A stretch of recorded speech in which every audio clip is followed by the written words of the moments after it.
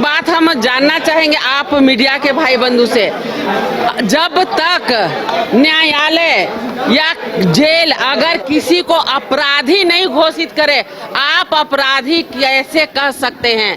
क्या यहाँ पर माननीय हेमलाल मुर्मू जी जजमेंट दे रहे थे? क्या वो यहाँ सरकार की तरफ से अपराधी बोलने का उनको हक है?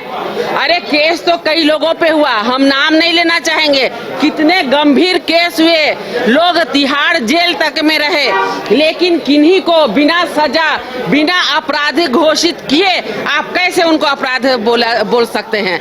आज हम लोगों ने सीबीआई जांच की मांग की, हम लोगों ने नगरी में जो रिम्स 2 की प्रस्तावित जमीन है उसको वापस करने के 2 सवाल का जवाब के लिए हम लोग सुबह से बैठे रहे, लेकिन ये सरकार जवाब देने से पीछे भागती रही। लास्ट में हम लोगों को वॉकआउट करके निकलना पड़ा। अब सरकार जवाब नहीं देना चाहती, वो तो सरकार जाने, क्योंकि वो चाहती ही नहीं है कि सदन चले। सदन चलाने के लिए हम लोग सुबह से आग्रह करते रहे, केवल हम लोगों को 2 मैटर पे जवाब दिला दीजिए। हमारे माननीय नेता प्रतिपक्ष श्री बाबूलाल मरांडी जी, उन्होंने भी कहा कि केवल आप जवाब दिला दीजिए, लेकिन ये जवाब देने के लिए नहीं। अगर हम क्वेश्चन उठाते तो ये कहते हैं कि ये आदिवासी कार्ड खेल रहे हैं। क्या हमें आदिवासी का दर्द नहीं है? क्या हम झारखंडी नहीं है? क्या हम आवाज नहीं उठा सकते? क्या गलत का हम साथ नहीं दे सकते? गलत के लिए हम साथ देंगे क्या?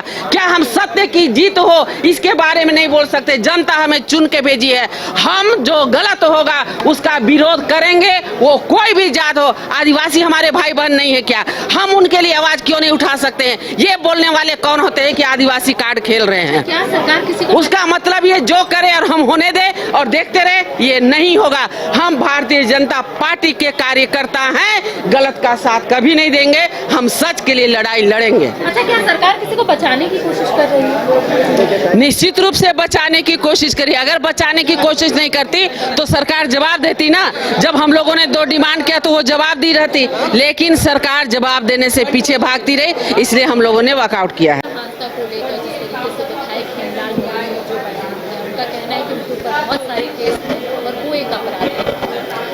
देखिए, किसी के बोल देने से माननीय हमारे आदरणीय बाबूलाल मरांडी जी अपने बातों को रख चुके, बहुत बेहतर तरीके से रखे कि किसी के कह देने से आरोप गठित नहीं हो जाता है। जाहिर सी बात है कि कोई भी राजनीतिक क्षेत्र में रहता है तो तरह तरह की छोटी मोटी समस्याएं होती रहती है, छोटी मोटी केसेस होते रहते हैं, तो केस होना तय है। लेकिन आरोप गठित एक आरोपी कह देना किसी को, ये गलत है।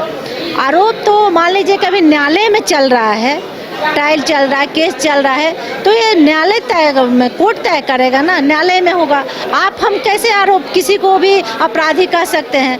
तो विपक्ष में ये एक मुंह बना हुआ है कि किसी को भी अपराधी कह देना, किसी को भी कुछ भी बोल देना, क्योंकि किसी को कोई इंसान लोग नहीं समझते।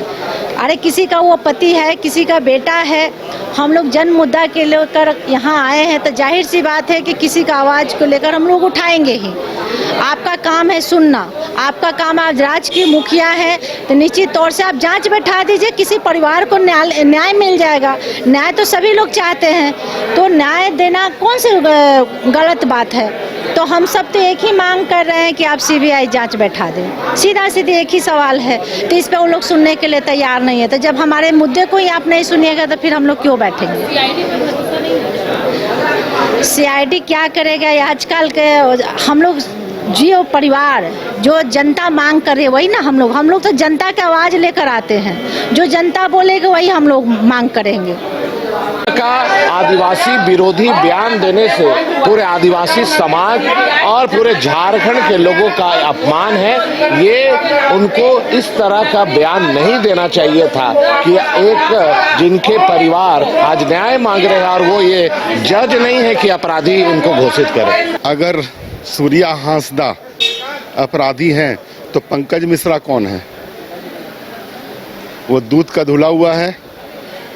अगर सूर्या हांसदा को सजा मिली है तो पंकज मिश्रा को सजा क्यों नहीं मिली? सरकार इस पर जवाब दे। हमने तो पंकज मिश्रा का हम लोगों ने नाम भी रखा कि पंकज मिश्रा कौन था, सरकार चुप। और दूसरी बात यह है कि यदि कोई दूसरा आदिवासी बेटा अगर वो बढ़ रहा है, अपने दम पे बढ़ रहा है, तो वो क्रिमिनल हो गया। किस कोर्ट ने उसे क्रिमिनल साबित किया है? हमने तो पूछा कि क्या किसी जज ने इसे क्रिमिनल साबित किया, उसे सजा हुई है? उनका जवाब बहुत मौन था, चुप थे, वो कुछ नहीं बोल पाए। जो सरकार चाहती है वही वो जवाब देना चाह रहे थे। हम लोगों ने मांग रखी कि सीबीआई जांच हो। इस पर भी जो है सो वो लोग सीबीआई जांच की मांग नहीं करना चाहते, सीबीआई जांच नहीं करवाना चाहते हैं। उन पे हमारे वित्त मंत्री जो झारखंड के हैं उनका जवाब आया तो वो भी गोल मटोल जवाब आया। हमने कहा कि भाई आप अनुशंसा करके दे दीजिए, हम कोर्ट से जो है सो आदेश करवा लेंगे हम लोग, और हम लोग सीबीआई जांच चाहते हैं। लेकिन ये सरकार सीबीआई जांच नहीं चाहती है।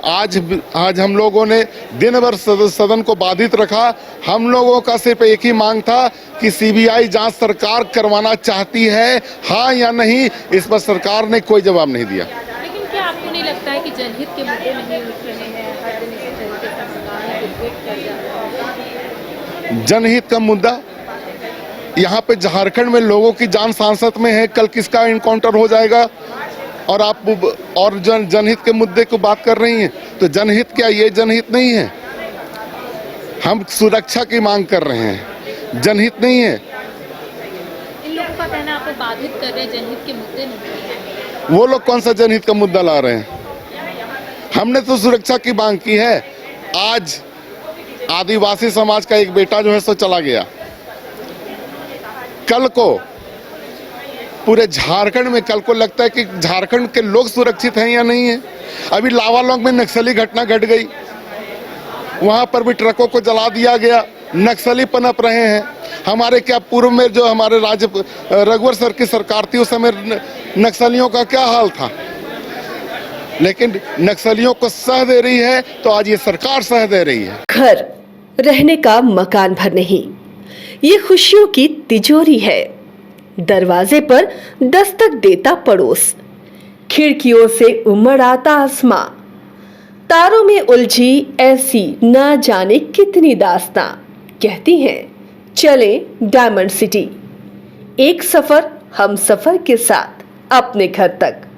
Diamond city, life long bonding, 500 से ज्यादा खुशहाल डायमंड परिवार। जल्दी करें, सिर्फ 200 फ्लैट बाकी। आज ही बुक करें अपना आशियाना।